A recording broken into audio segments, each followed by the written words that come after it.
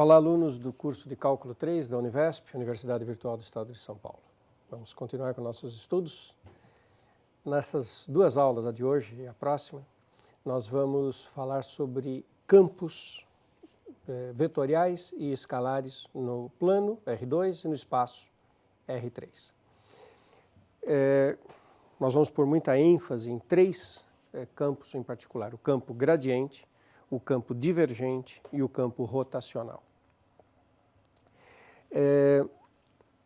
Essa linguagem rotacional, né, sugere algo que tem a ver com rotação, divergente sugere algo com divergência. Eles têm uma linguagem até que vem da física, né? Ela tem um apelo físico muito grande por conta das interpretações e das aplicações físicas.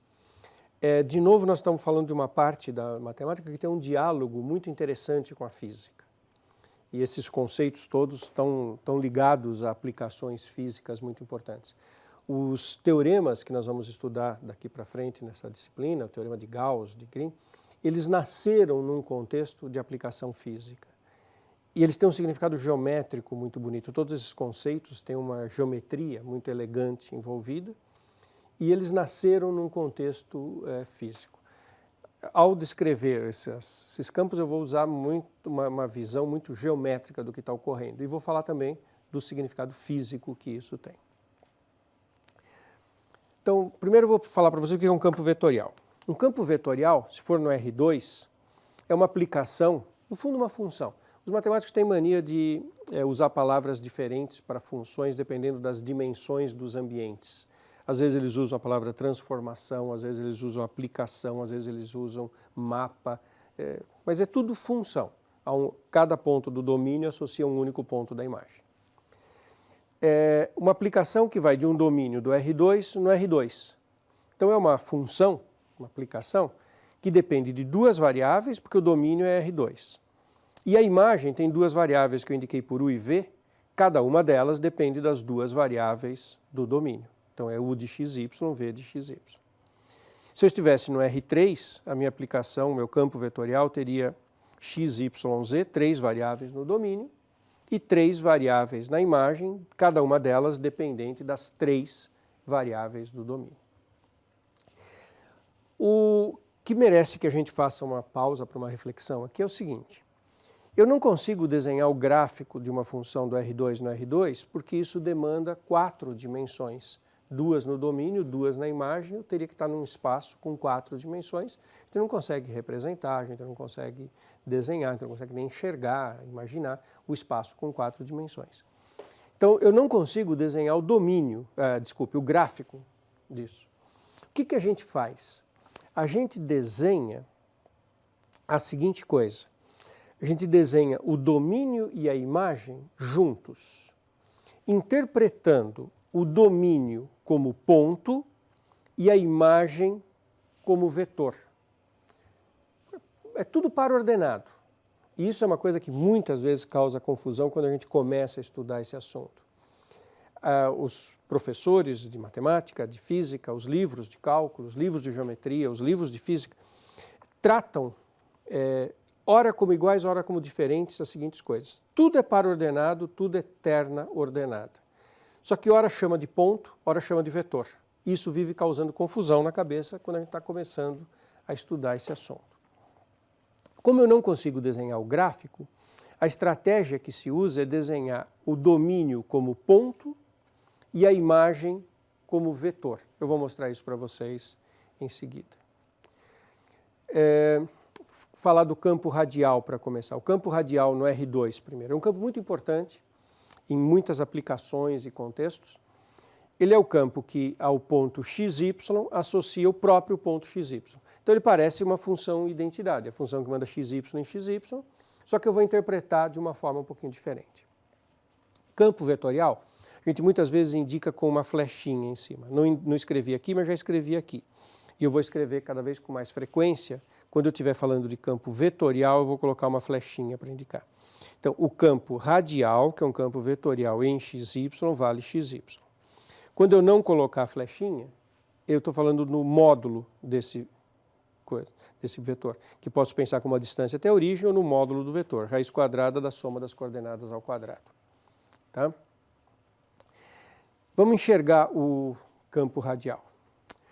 Olha que bonitinho. O campo radial no xy vale xy. Então, quanto vale o campo radial no ponto 1, 2? Ele vale 1, 2. Só que eu olho para o 1, 2 do domínio como se fosse ponto e desenho aqui 1, 2 ponto, como se eu estivesse no domínio, no 1, 2. E quanto que vale no 1, 2? Vale 1, 2. Só que daí eu desenho no ponto 1, 2 o vetor cuja abscissa é 1 e cuja ordenada é 2. Então, é o vetor 1, 2. No ponto 1, 2 vale 1, 2. Tudo par ordenado. O domínio eu penso ponto e a imagem eu penso vetor. E eu, ao invés de desenhar o gráfico, que é impossível, eu desenho o campo vetorial como se fosse um campo de vetores aplicados num ponto. E isso é muito interessante para quem vai fazer física. Por isso que a gente tem tanto a linguagem quanto a representação muito ligadas, um diálogo estreito com a física. Está vendo aqui o ponto menos 1, 3 menos 1. Ponto abscissa 3, ordenada menos 1. No ponto 3 menos 1 vale o quê? 3 menos 1. Ou seja, o vetor cuja abscissa é 3 e cuja cota é menos 1. Tá, por isso que ele está para baixo, porque a cota dele é menos 1. A ordenada, desculpe, né? O y dele é menos 1. Então, por que ele chama radial? Você está vendo, se você vai do zero até o ponto, é o mesmo vetor que coloca aqui. Ele é um vetor que se espalha, se afasta da origem, de forma como se fossem raios de uma circunferência. Ponto menos 1, vetor menos 1, x negativo está para a esquerda, y negativo está para baixo, vetor menos 1. Esse é o campo radial. Esse é um outro campo. Mesma ideia, como eu não consigo desenhar o gráfico, eu vou desenhar vetores aplicados. Esse campo vai ser útil na próxima aula, vou fazer uma análise interessante com ele. No ponto xy ele vale 0x. Então, quem é esse campo de vetores? Isso é uma outra coisa importante. Eu posso escrever o campo em coordenadas ou usar a base ij. Esse campo aqui tem 0 componente na direção y, não tem componente na direção x, e tem componente na direção y igual a x. Então, ele é o campo xj, usando aqueles vetores básicos para fazer a redação i, j e k, se eu estiver no espaço. Então, olha que bonitinho que é esse campo. No ponto 1, 1, ele vale 0, 1. Como o vetor tem 0 no x, ele é um vetor vertical, ele não tem componente na horizontal. E componente 1 na vertical, 0, 1. No ponto menos 2, 1, menos 2, 1, desculpe, aqui é o ponto 1 menos 2. No ponto 1 menos 2, 1 menos 2, inverte, fica 0, 1 também. Então, no 1 menos 2, ele também é o vetor vertical de tamanho 1. Você percebe que não depende do y, né? Depende só do x. Então, todos os pontos que estão aqui sobre o x igual a 1, toda essa reta sobre o x igual a 1, vai ter o mesmo vetor. X é 1 qualquer coisa, o vetor é 0, 1. Então, é um vetor vertical para cima de tamanho 1. Quando eu vou para esse ponto aqui, 3 menos 1, 3 menos 1. Ponho 3 aqui, 0 aqui, é 0, 3, vetor vertical de tamanho 3. Em toda essa reta, ele tem o mesmo tamanho. E se o x é negativo, quando eu venho para o lado negativo do x, vai ser 0x, com x negativo, ele aponta para baixo. No eixo z, no eixo y, que tem x igual a 0, ele é o vetor nulo, por isso que não está desenhado aqui. Então, nesse lado ele é todo vertical para cima e cada vez maior, quanto mais eu me afasto, maior é o campo. Do lado de cá ele é vertical para baixo, quanto mais eu me afasto, mais para baixo ele é, e no eixo y ele é nulo. E eu represento assim esse campo vetorial. O campo radial no espaço, usando já então a anotação com flechinha aqui, R é xi, yj, zk. No ponto xyz ele vale xyz. É a mesma ideia de se afastar radialmente.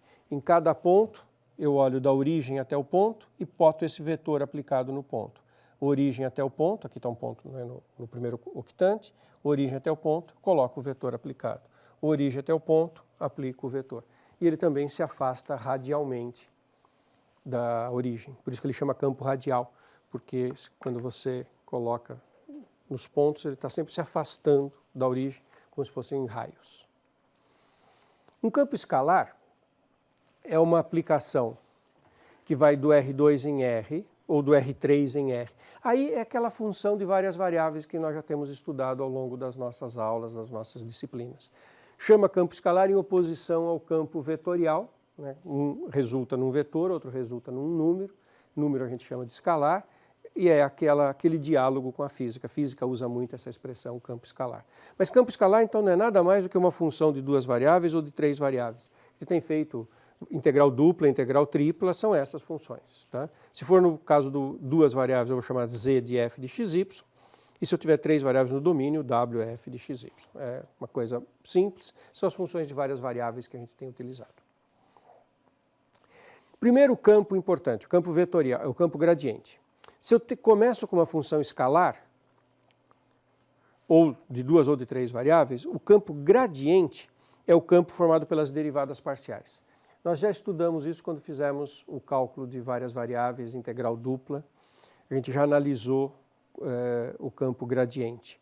E eu vou indicar o campo gradiente por esse símbolo, um triângulo invertido com a flechinha F. É o vetor formado pelas derivadas parciais, tanto em duas ou em três variáveis. Se eu tiver aqui uma função de três variáveis, f de x, y, z, x3y mais xz elevado a z3, o que é o campo gradiente? Vai ser um campo vetorial, que ao ponto x, y, z vai associar um vetor com três coordenadas que eu obtenho fazendo derivada parcial. Por exemplo, derivada parcial em x, 3x2y, derivada parcial em x, isso age como constante, elevado a z3.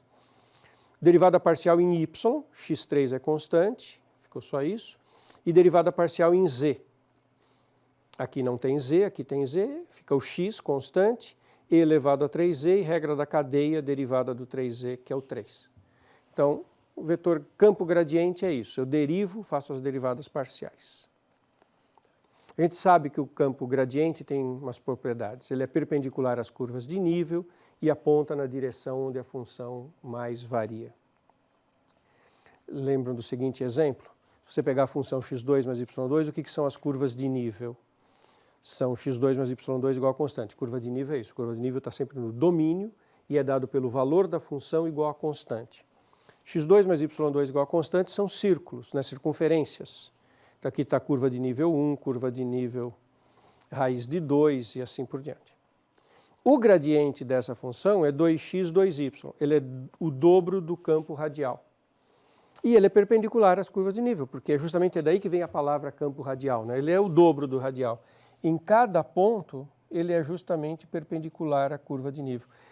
A leitura geométrica neste exemplo, numa circunferência, o raio é perpendicular à circunferência. Lembra desse fato da geometria?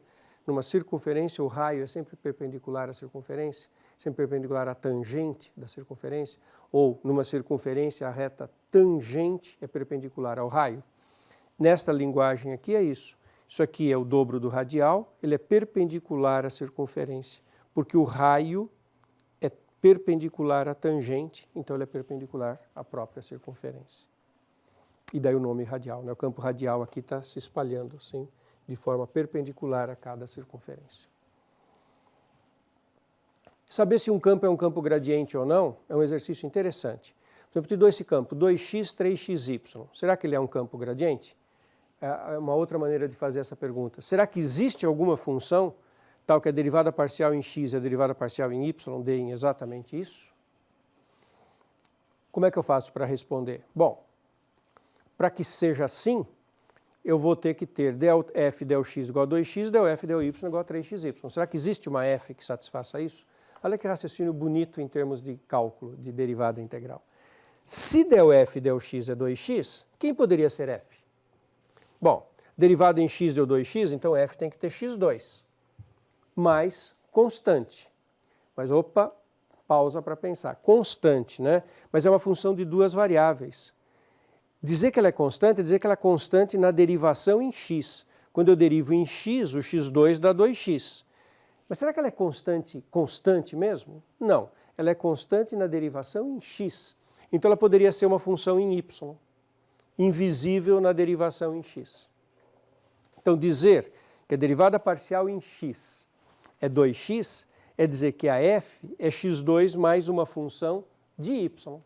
Que bonito. Você fala, e a constante constante? Ela pode estar embutida na função em y. A função em y pode ter uma expressão com y e uma constante constante. Dizer que a derivada parcial em y é 3xy é dizer que a função é 3 meios de xy2 mais constante. Constante em x, constante em y, porque não estava visível na derivação em y. Então podia ser uma função de x. Então, olhando para as derivadas parciais, eu concluo isso. Agora eu tento comparar essas duas igualdades, ou igualar as duas funções. Será possível isso ser igual a isso? Bom, tem que ter uma função só de x, x2. Opa, h de x seria x2. Tem que ter uma função só de y. Não tem função só de y aqui. A função que tem aqui é uma só de x e uma de x e y. Não existe a possibilidade de ter uma função só de y. Então essa igualdade nunca vai ser possível e eu concluo que o campo não é gradiente. Esse campo não é gradiente de ninguém. Vamos fazer um que dá, para vocês verem como que, o que ocorre. Aqui não foi possível igualar. Vamos ver quando que dá para igualar. Será que o campo 2x, 3y é gradiente? Mesma pergunta. Será que existe uma f tal que 2x, 3y seja derivada em x, derivada em y? Se sim, nós vamos ter que del f, del x é 2x e del f, del y é 3y. Integra em x e integra em y. Se del f, del x é 2x, porque a função é x2 mais algo que só dependa de y. Se del f, del y é 3y, a função é 3 meios de y2 mais algo que só depende de x, invisível na derivação em y. Dá para comparar? Igualar? Sim. H é x2 e g é 3 meios de y2. Comparando as duas, igualando, a gente vê que g de x é x2 mais uma constante eventual, constante mesmo, e que o h de y é 3 meios de y2 mais uma constante constante. E, portanto, a f, que realiza isso, é a junção disso tudo, né? Agora eu já sei quem é g, já sei quem é h, e dá igual, né, nas duas. x2, 3 meios de y2 mais constante, e esse campo x é um campo gradiente. Vamos falar agora do segundo campo. Você começa com o campo vetorial f de x, y, z, uma componente em i, uma componente em j, uma componente em k, como se eu estivesse falando de uma terna, né? Um campo no espaço aqui. Componente p, q e r. Essa é a componente na abscissa, essa é a componente na ordenada, essa é a componente na cota. O divergente do campo f é um campo escalar, que é a soma das derivadas parciais da primeira em x, da segunda em y, da terceira em z. Esse campo vai ter uma importância muito grande para a gente. E ele é indicado por o produto escalar do triângulo que indica gradiente, que tem as derivadas parciais, vezes o campo que tem as componentes p, q, r. É um jogo de palavras aqui, tá? Não é uma operação exata, é só para lembrar que gradiente sugere as derivadas parciais, o campo tem p, q, r, e se eu fizer o produto escalar, como se eu multiplicasse e somasse tudo, como se a derivada parcial multiplicasse pelo p e virasse isso. É só um jeito de memorizar, tá? Não é uma coisa rigorosa. Olha essa função, 3xi, x4, 5zx menos 2y, x, 2y, z3. Esse campo vetorial, quem é o divergente dele? Deriva a primeira componente em x, 3. A segunda componente deriva em y. Tudo que não tiver y, some na derivação. Derivação em y menos 2. A terceira componente em z. Terceira componente deriva em z, 0, 0, 3z2. 3 menos 2 dá 1, 1 mais 3z2. Então o divergente desse campo é 1 mais 3z2. O campo divergente do campo radial é constante igual a 3. Ele vai ser também muito importante para a gente esse exemplo. Campo radial xy, j, zk, divergente a soma das derivadas parciais, cada uma em relação à sua variável. Del p, del x é 1, del q, del y é 1, del r, del z é 1, 1 mais 1, 3, constante. Por que a gente fala em divergente? O divergente, ele tem o seguinte significado. Imagina que uma certa grandeza está sendo descrita pelo campo F. O F pode ser uma velocidade do escoamento de um fluido. Então, mecânica dos fluidos, um campo que mede a velocidade do escoamento de um fluido. Pode ser o campo eletromagnético, quando a gente fala em eletromagnetismo, o campo elétrico. Pode ter significados físicos diversos. O divergente mede uma coisa local, que é aquele campo está descrevendo alguma grandeza. Então, é a quantidade desta grandeza que sai divergente porque é de dentro para fora, diverge, dentro para fora, de um elemento de volume em torno de P pela unidade de tempo. Pensa na seguinte imagem. Aqui tem um campo F, campo vetorial. Ele está medindo um escoamento de alguma coisa. Você pega um elemento de volume e você vê que essa grandeza que o F está medindo, de um lado ela está entrando dentro desse elemento de volume, do outro lado ela está saindo desse elemento de volume. No todo, tem mais coisa entrando, mais coisa saindo. Se tiver mais coisa saindo, o divergente é positivo. Se tiver mais coisa entrando, o divergente é negativo. O divergente mede por unidade de tempo, por elemento de volume, se esse escoamento está se dando de fora para dentro ou de dentro para fora. Esse é o significado físico do divergente. Então, um divergente positivo quer dizer que tem matéria, massa, tem campo elétrico, alguma coisa está saindo daquela região. Divergente negativo quer dizer que está entrando naquela região. Essa interpretação física vem do seguinte, que entra neste sólido, por exemplo, que entra nas retas verticais, depende da componente horizontal do campo. Então, por isso que a componente horizontal eu derivo em x, porque ela está medindo o que está variando na horizontal. A componente vertical eu derivo em y, porque o que está entrando ou saindo na vertical depende da componente vertical do campo. E por que é a derivada? Porque a derivada mede a variação, a diferença entre o que ocorre aqui e o que ocorre aqui. Eu quero saber se está passando mais aqui ou mais aqui, para saber o que está acontecendo. E quem mede essa variação é a derivada. Então, é a derivada de cada componente, cada uma na sua direção. Esse é o significado físico do divergente, que é muito importante, está muito ligado ao teorema de Gauss, até o nascimento do teorema de Gauss. Nós vamos ficar por aqui hoje.